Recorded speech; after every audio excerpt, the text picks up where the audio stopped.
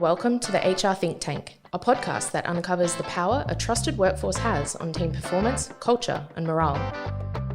We gather insights from experts, business leaders, and HR professionals to help you lead your team. Here's your host, Kai No, CEO and co-founder of VerifyNow. Whether you're doing the recruitment yourself or outsourcing to a recruitment agency, it's good to understand these essentials so you get the best talent for your team. From the hiring brief to onboarding, we'll take you through the major steps within recruitment and provide you with helpful hints and tips.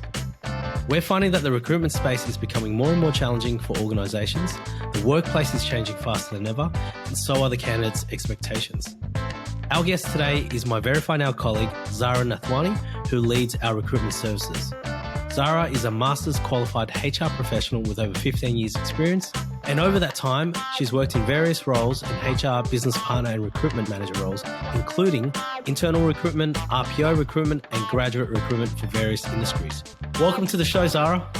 Thank you. I'm so excited to be here. I know we have these weekly chats anyway, but this is the first time that we've had a fellow VerifyNow team member on the show. So you are the first, the original. Let's get into the episode. Today's episode is around providing the recruitment essentials, giving our listeners some awesome tips to help improve their recruitment process, and hopefully they'll get better recruitment outcomes from this. Let's start by providing an overview of the recruitment process. So what's actually involved in recruitment? I think it's really important before you even start a recruitment process, you actually think about why you're recruiting. Is this a newly created role? Is it a replacement role? Are you recruiting because you're expanding?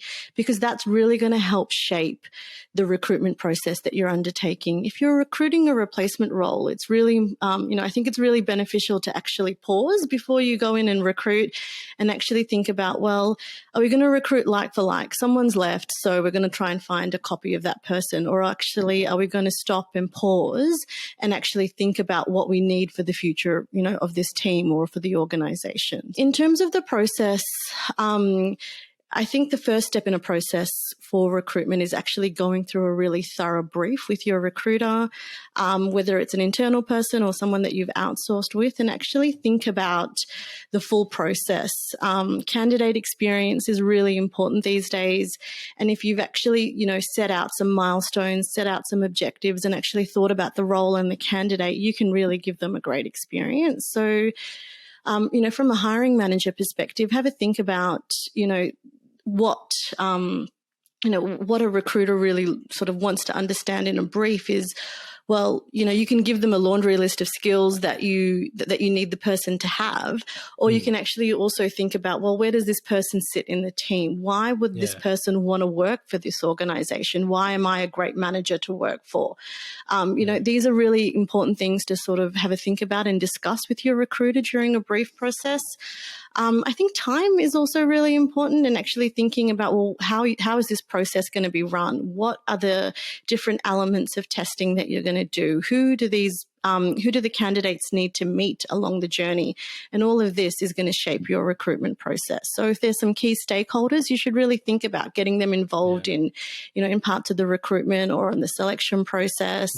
If there's an opportunity to do, to do some testing, have a think about how that will work, and really carve out some time to actually meet with the candidates and, give them an opportunity to meet you as well. I think a recruitment process isn't just about you meeting the candidate and them understanding who they are and what they do. It's also for the candidate to actually think about, well, do I actually want to work for you as well? Yeah, I think you make a really good point, which is to invest the time early and ask those important questions like, why are we hiring?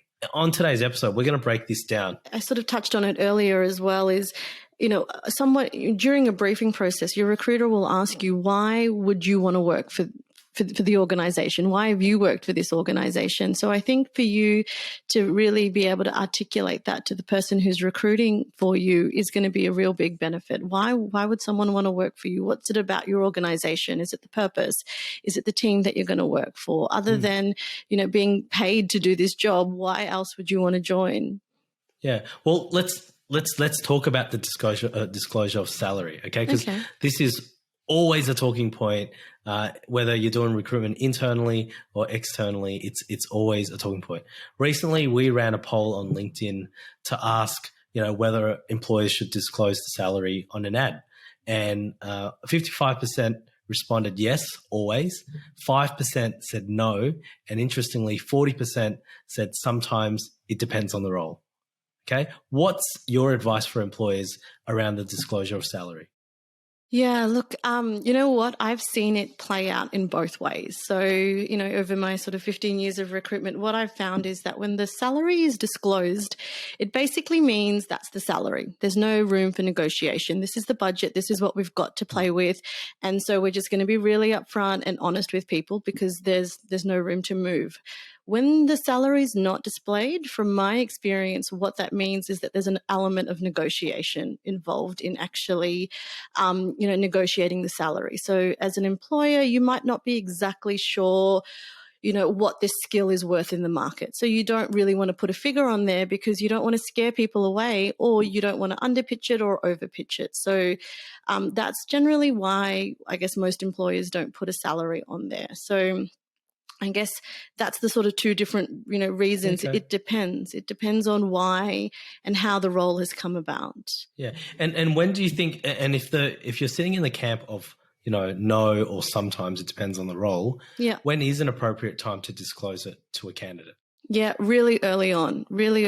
So if you haven't, if you've decided you don't want to disclose the salary as part of your advertising piece, in your employment screening or in the first step of the recruitment process, when you've had a look at what candidates that have applied, that's one of the first steps you should really ask.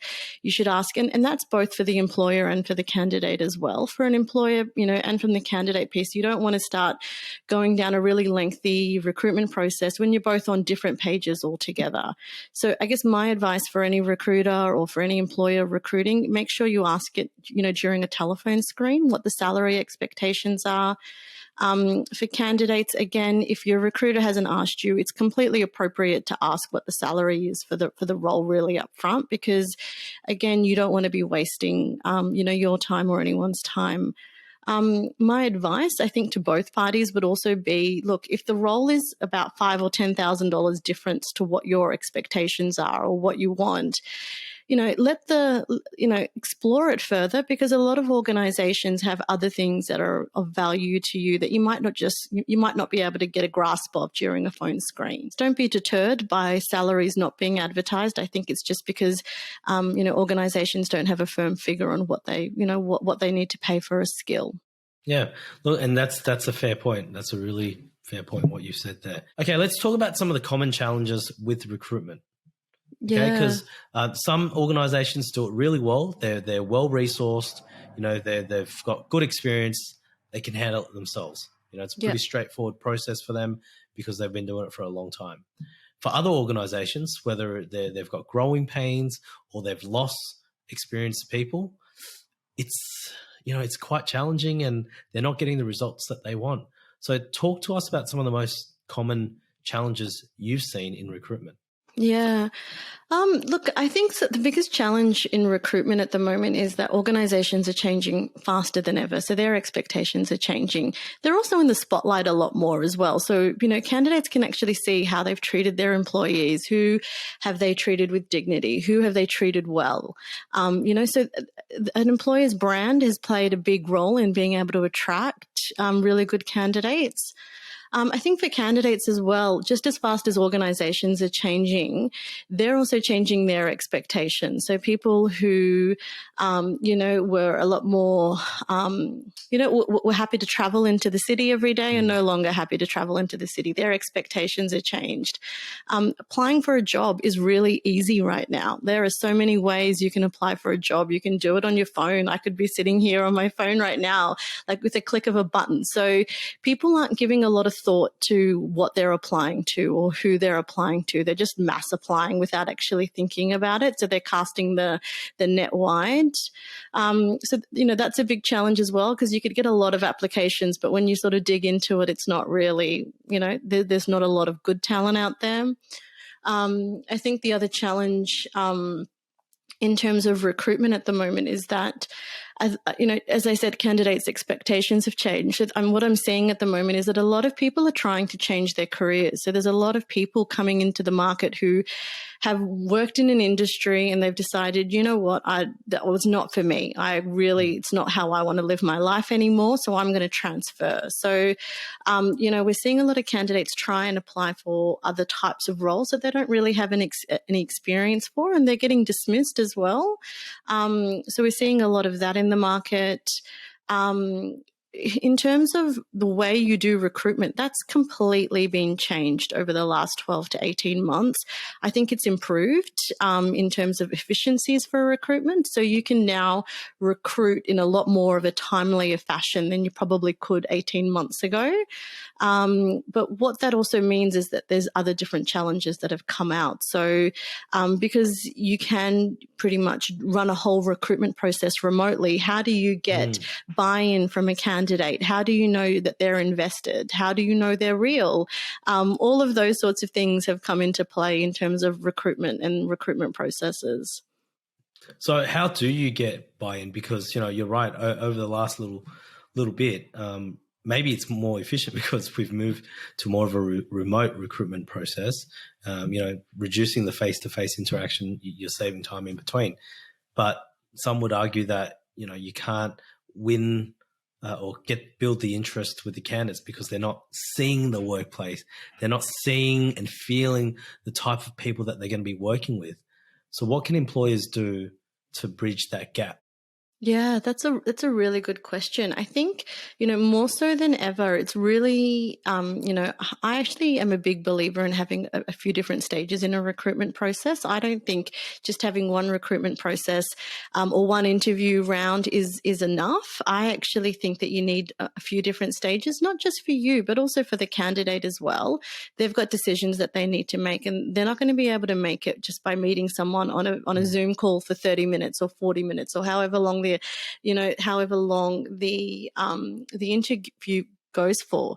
So what organizations really need to think about is their candidate experience throughout the whole recruitment journey. So what are the different types of information that you can give candidates to give them insights about your brand, about your culture, what you're like as a manager if you're the person that's interviewing. Candidate experience is, I guess, it's key now more so than it ever has been before. You don't have flashy offices that you can bring candidates into to try and wow them. It's not about that anymore. It's about a candidate experience and doing that remotely and then giving them a taste of what it's like to work for you. But it's like you said earlier, it's not always about salary. It's what else can you offer besides salary? Talk to us about some of the other things employers can offer to make their roles more appealing outside of just salary. Yeah, look, I think, the way we are and the way we're moving into the future, we're not about a 9-to-5 job anymore. People, I think everyone's talking about this. It's not about what are the hours that you do, it's about the output that you do. So I think it's really important that you can translate that as well in terms of what your workplace is like and what the culture is like. So, I think everyone says, oh, we're flexible and we can, we'll do things, but actually, providing examples, you can even provide examples in job ads about how you're flexible. I think that's a huge sell. So look, flexibility is definitely one, whether it's remote working, whether it's doing, part-time hours, 9-day fortnight, completely removing any sort of workday times out of a contract and actually saying, well, this is the work that you need to do. This is your deadline. And, you be you do it the way you need to do it. Yeah. Those sorts of things really, really matter. Some of the great benefits I've seen, over probably the last 12 to 18 months is, people are putting a big emphasis on, their parental leave opportunities and getting more women into the workplace. We're seeing a lot of health and wellbeing initiatives that are coming through the workplace. Being on Zoom all the time or being on a screen isn't great for your mental health. Yeah. So actually thinking about your employees as people, it's really easy to forget that behind a screen, there is somebody that's there that's breathing and living. And, when you're not working in an office, you you can remove the human element of a workplace as well. So That's just true. sort of trying to be reminded of those sorts of things as well. And what I'm seeing, Zahra, as well is the connection to an organization's mission and whether that aligns with a person's values. I feel like that conversation comes out a little bit more. Just recently in one of our podcasts, one of the guests was talking about, we never ask how a person sees the world, and how does that affect how they will do their job. And it was quite interesting. Like, she went to quite some detail about this. This is Julie Birtles from Beyond Excellence talking about this, and it's right, because sometimes we just look at the skill set and we say, well, can you do X? Yep, I need X done. Great. You're a great fit for the job. I don't think that's the case anymore. There is more fulfillment that employees and candidates are asking for. It's not just about the paycheck. I don't think it ever was, right?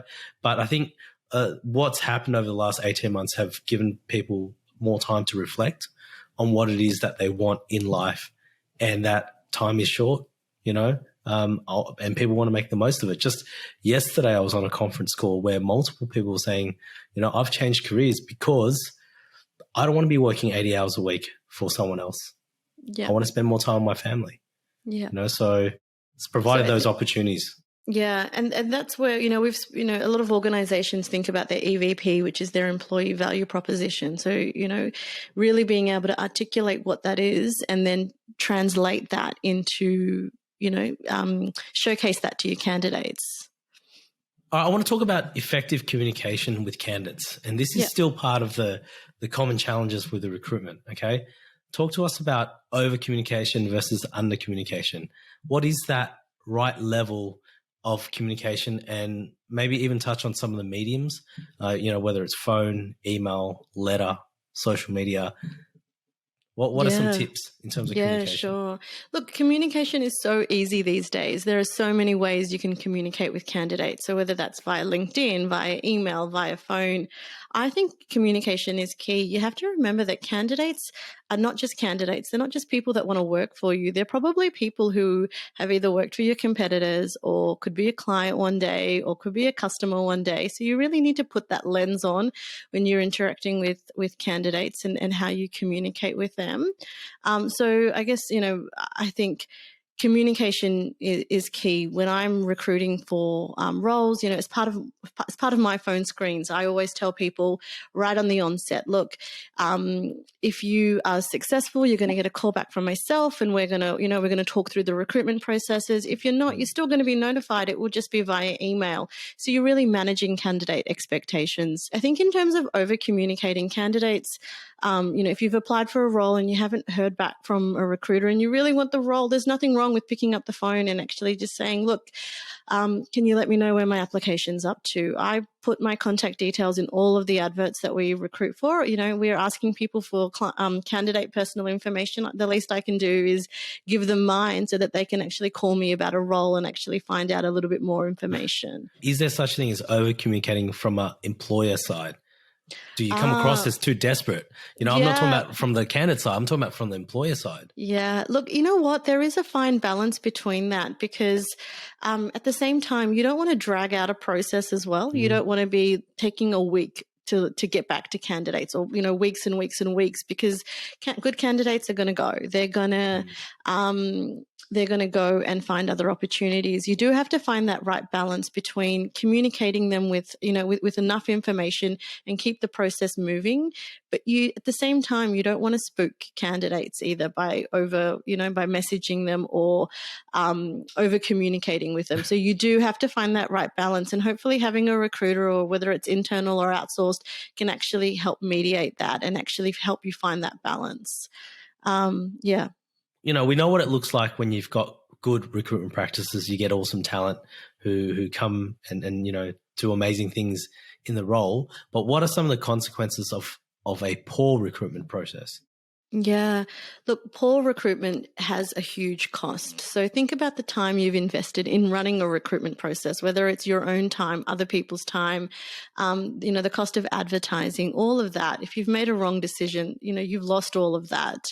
Yeah. If you've then brought them on and you've just picked somebody because you need a bum on a seat or you just need somebody to do that role, and then they're not a great fit, then you've wasted time onboarding them, inducting them, training them. You've also, wasted your team members' time. You could have ER, IR implications down the track as well if they're just, constantly not the right fit for the organization that you've got. So huge cost. Yeah. So besides the time, I mean, there is a impact on employee morale as well. If you're constantly getting it wrong and you keep hiring people and then firing people within a short period of time. I mean, if you're an existing employee, you must be thinking, what am I doing here? What is going on? Right? Yeah. So there could be some damage to the reputation as well, right? Yeah, absolutely. They say that it takes an employee at least 6 months to understand a role completely. So if you've hired someone and you've given somebody that 6 months, that's a lot of time and morale and energy wasted if you sort of get to the end of it and start again. Yeah. Okay. A question I've got to ask you. Should you hire family or friends to work in your company?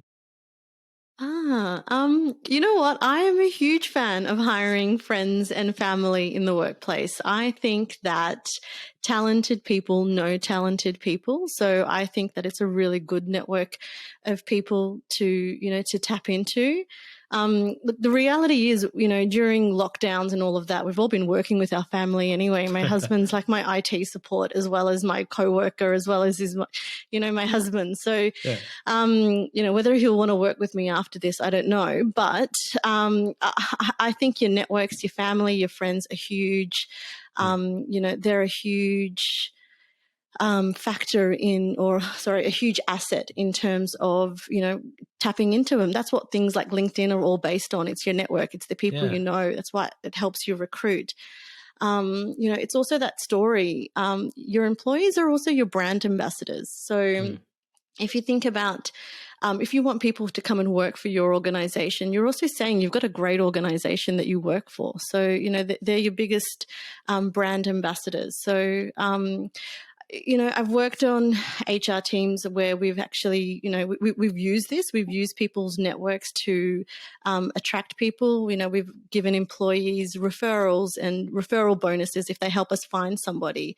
So, there is merit to it. I think it's just important that if you are going to do it, that you also look at some sort of risk management strategies as well. So what sort of controls can you put into place so you don't have somebody who you're a family, that's your family that's reporting into you and you're approving their leave or you're, approving their expenses. So perhaps have a think about, what are some of the controls and protocols you can put into place. I'm a huge fan. Yeah, I think you're right. You've got to put something in place to manage the conflict of interest or the perspective that there is a conflict of interest. Yeah. You probably wouldn't have them on a recruitment panel. Sorry, Kai, I just cut you off. But I would say you wouldn't have them on a recruitment panel. But you know what? You see this sort of stuff play out in other ways as well. When a manager leaves an organization, it's not uncommon for them to take a whole chunk of their workforce with them because they've worked with them. They know what they're like, and people follow good people as well. Yeah. Well, look, I have to say I'm not against it. I've worked with my wife, Lel, for 5 years together. I've worked with other family members. In this current situation, though, would I work with family? Probably not, but I would work with friends. I think because we've been at home together, bit of distance, I wouldn't mind that. So I think just working together would just be a little bit too much. So what's the role of phone screening and when should you conduct this process? Yeah. A phone screening is, it's so important because you can get so much information from a 10, 15-minute phone screen. It's one of my first steps that I do. And, recruitment processes. So the questions that I like to ask during a phone screen is just to sort of get a bit more of an understanding about why someone's applied for the role. We talked about salary. I'll try and ascertain that right at the start, and also try and ascertain why they've applied for us. So, it's surprising that you still get a lot of candidates say, I've applied for so many roles. I've got no idea what I've applied for. Can you please tell me what I've applied for? That's embarrassing, isn't it? Yeah, but you don't understand how often it still happens. And I think that comes to my point earlier where I said it's so easy for people to apply for jobs these days. You can do it on your phone.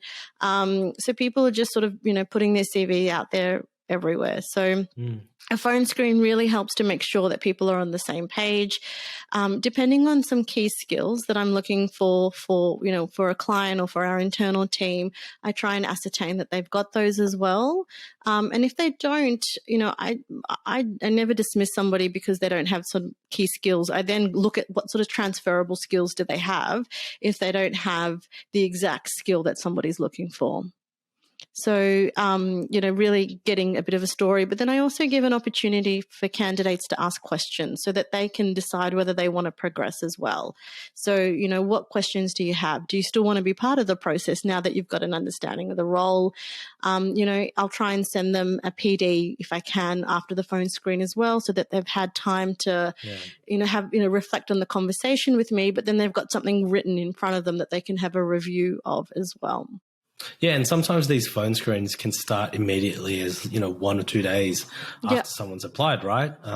And you wouldn't want to not do the phone screening, and if there's a gap of, say, 2 weeks and then you send an email and you say, hey, look, I've got an interview for you tomorrow. Yeah. You've got no candidate buy-in. You can't expect that someone will show up or whether or not they're even interested anymore. Let's change gears. Let's talk about some of the red flags when hiring. What tips can we share with our listeners in terms of red flags? Yeah. You know what? With red flags, you recognize them really quickly as a recruiter. So, one of the red flags for me is if it's really hard to get in touch with a candidate, that's a red flag straight away. If I'm working on a role with somebody, candidates normally come back to me within a few hours of me contacting them. So if it's longer than that, or if it's more than 24 hours, it's a red flag. They're taking, that's probably a big red flag. Another red flag is reference checks. I think if you're not able to get a hold of references or you're not able to validate who the referee is, so candidates don't want to provide over contact details, those sorts of things, they're red flags. Doing employment screening and not wanting to be part of employment screening is also a red flag as well. Depending on the type of role, there'll be different levels of, employment screening required. So, at a basic level, I think all organizations need to be doing reference checks. They need to check the qualifications that an employee set on their CV is actually their qualification, and they're verifying their employment history so that the dates, the people, the roles that they've done are actually correct. So at a minimum, those three things, should be checked. And if someone doesn't want to participate in those three things, which is just validating what's on your CV, I think that's a red flag. So, Zahra, why don't you talk to us about some myths in recruitment? Yeah, sure. Look, I think the biggest myth, or actually there's probably a few different types of myths in recruitment. So I think one of them ones is, people who have big absences in their CV or big career gaps aren't really candidates that you should consider.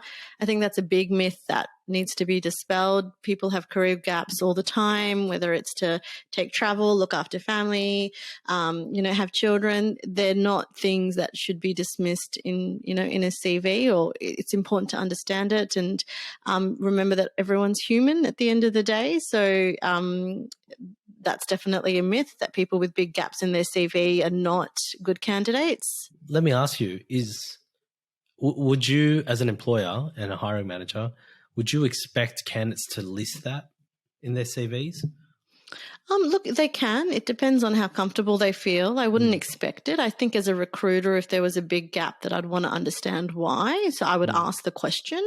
As a candidate, it can help, but you're not expected to have to list it. If you've had some time off traveling, or if you've had some time on parental leave, or you've decided to start up your own business and you've taken a step away, you put that in your CV. I think there's so many skills and attributes that come from those sorts of life experiences that employers would really see value in. I think another myth in recruitment is that you should only use the CV to make decisions about whether you should interview somebody. That's a big one that we see, or that I've seen, I guess, in my time in recruitment. People just use the CV to make a decision about whether they should interview them. It's a big part of it. CVs are candidates' marketing tools. It's the first thing that it's the first thing a hiring manager sees about you, and they need to make a decision about it. But, alongside a CV, there really should be, whether again it's your outsourced recruitment function or your internal recruitment team, really listen to them and see what information they've been able to gather from a phone screen. If you've done testing earlier on in the recruitment piece, look at all of that before you decide whether before you decide whether you want to meet a candidate. Don't just base it on a CV. If someone hasn't done the right role, or the exact same role, or doesn't have the exact qualification that you're looking for, and you make an assumption that they're not going to be good for the role, I think that's a big myth. I think I spoke earlier about some of the challenges that are in recruitment, and that at the moment there's a lot of people looking to transfer out of their old industries and come into new industries. That's a real gem. That's a real sweet spot at the moment if you're having a hard time recruiting. So really look at that pool of candidates. I think, what's another myth? I think if your candidate over communicates with you, I think we spoke about that earlier as well. I don't think that's a bad thing. I think, if they show that they're interested, it doesn't mean that they're desperate. It just means that they're interested. They actually want to find, they're invested in the recruitment process. Yeah. So I think, having a candidate, I had a manager once who used to freak out every time a candidate would add her on LinkedIn, because she was worried that if she didn't give them the job, that she would always be connected to them on LinkedIn. So I don't think that's a bad thing. And I don't think that's, that's not a reason to not hire somebody. Yeah, that's a really good point, actually. Now, with how common and how frequently LinkedIn is used to just do some, pre-screening, either from a candidate side looking into the hiring managers, or hiring managers checking out the candidate side, and people preempting, say, hey, I want to connect with you. Sometimes I've been reticent about that. I'm not sure I want to connect with you yet. I don't know you. Maybe after we've done the interview, and even though you're not successful for the role, I still want to be professionally connected to you. Yeah. Because there could be other opportunities downstream. So that's a good point. So let's move now to a pretty meaty subject, which is, what are the things you should consider when you're trying to decide whether to recruit internally or outsource it to an agency such as VerifyNow? So whether you choose to do internally or whether you choose to outsource it, I think really depends firstly on the size of your organization. So if you're large enough and you've got an internal recruitment team, I would definitely, use them if they've got capacity. Generally, internal recruitment teams are looking at a lot of roles across the organization, and sometimes they're not large enough to specialize in a specific skill. And that's when you could look at, looking at taking it out to an outsourced provider such as VerifyNow or whoever your partner is. Taking it out to an agency, some things to consider, after, you may have tried to recruit for the role yourself, and you've advertised the role a couple of times, and you've gone out to the market and you haven't found anyone. Sometimes taking it out to an agency can help, because you don't want to, sometimes you don't want to try again and again and again, because it's almost like that house that's been sitting on the market for so long. People start to wonder, what's wrong with it? Why hasn't anyone bought the house? I see so many similarities in, I guess, recruitment processes. I just want to jump in there. Yeah. And sometimes you do want to protect the brand, particularly if you're going through a transition process or change management process where perhaps as an organization, you don't have the best reputation as an employer, and you are trying to change that, and it takes time, because if people go on websites like Glassdoor, they can see that, you've only got maybe 2 stars. And so it might be better to go through a recruitment agency, and over time you can rebuild that, that employer brand, right? Yeah. Until you're at a stage where you might be confident to do it yourself, because you will be attracting the best talent rather than being a deterrence. If people say, oh, that name, I don't want to work for them because, my friend, my cousin, my brother, my sister, whoever has said they're not a good employer. Yeah. And I think the only other thing I would think about when you're using a recruitment agency is also think about that, recruitment agencies do this all day, every day. They think about, they've spoken to different industries, or they've worked across different organizations. So they've got a really good intel in terms of what the market is doing at the moment. If you're recruiting for a specialized role, sometimes just putting a generic ad up isn't really going to get you the results that you need. Sometimes you do need to delve into that specialist space and actually use an agency that, specializes in that area. Yeah. There's a lot of benefits to using an agency as well, because, I recently purchased a house, and I was, we were trying for years to find something, and we just kept getting priced out of the market. Recently we decided to use a buyer's agent to actually help us buy a place. And, we have actually brought something now. And what the buyer's agent, thank you. Thank you. We bought it just before COVID. Yeah. So look, I think, what the difference was between using a buyer's agent to help us find a property was that they helped us look past houses that we've dismissed. They looked at finding those hidden gems, or looking at things a little bit differently, that we who, only have buy a house once ever, perhaps, are not really, we're a little bit untrained in terms of what to look for. So I think I find that with recruitment agents as well, they're really good at challenging you and helping you look at a hidden gem, or looking at a CV a little bit differently, or looking at a different skill set differently, and being a little bit innovative in terms of recruiting for a role that you need. So outsourcing it can give you a lot of benefits as well. Yeah, and I think it comes down to energy and dedication to the role as well. I mean, if this is your bread and butter, you do it day in, day out, this is your focus. You're not having other things to juggle around. So from a candidate experience perspective, you'll be responsive, you'll give the information, you'll be upfront, you're available. And I think that's important from a candidate experience as well.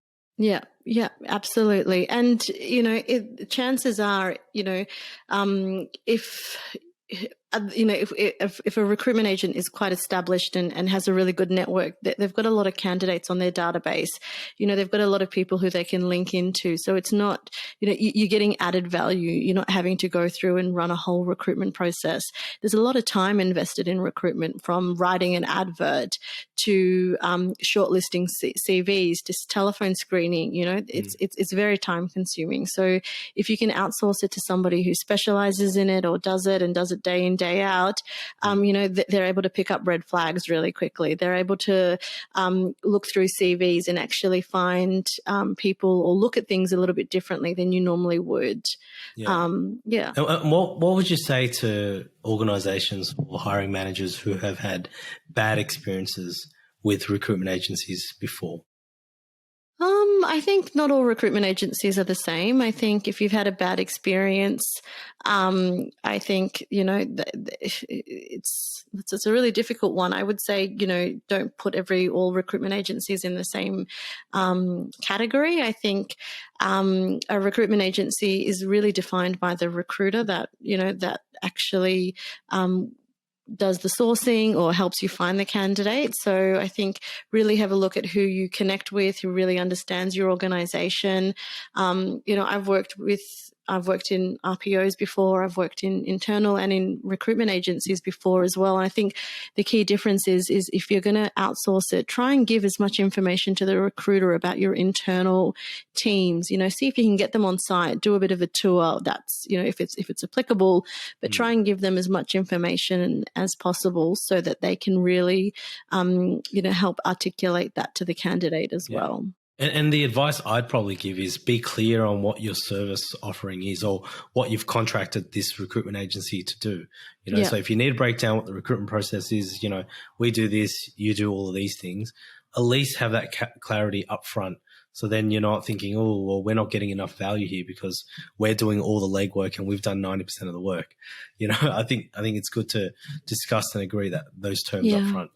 I think, all recruitment agencies or recruiters in general have a vested interest in getting you the right person for the job. Nobody, it doesn't really benefit anyone from having to recruit again for that same role. So I guess just sort of take faith that, everyone's sort of invested in getting you that really good outcome.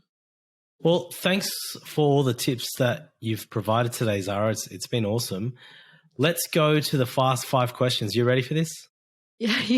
I wasn't sure if you were going to ask me these or not. Of course, we ask every guest, so you will not be excused from this today. Okay. Obviously, some of these things I might know, but I'm still going to ask it. Okay, go for it. Yeah.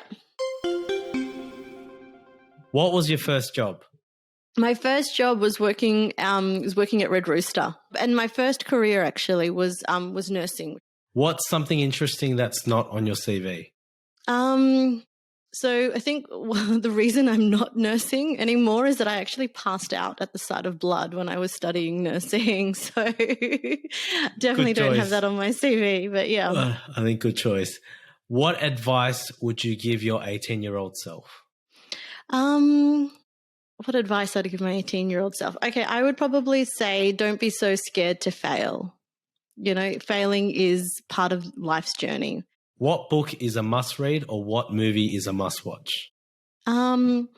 So I've got 2 books, but they would make terrible movies. So I wouldn't ever make them as a movie. But so for me, I really loved reading The Barefoot Investor and Marie Kondo. They both, I read them a few years ago now, and they both sort of sparked my interest in sort of living a bit of a minimalist lifestyle. So for me, they were just sort of, both of them were really life-changing and helped me sort of get some direction in terms of what I wanted.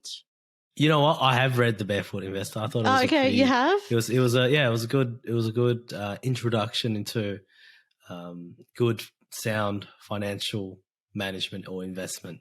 Yeah. You see it. Marie Kondo, I was so moved.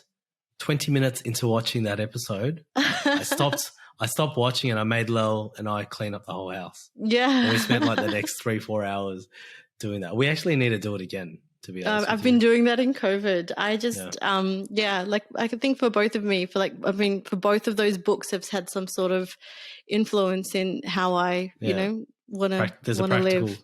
Yeah. Okay. And what's a job for the future that doesn't exist today?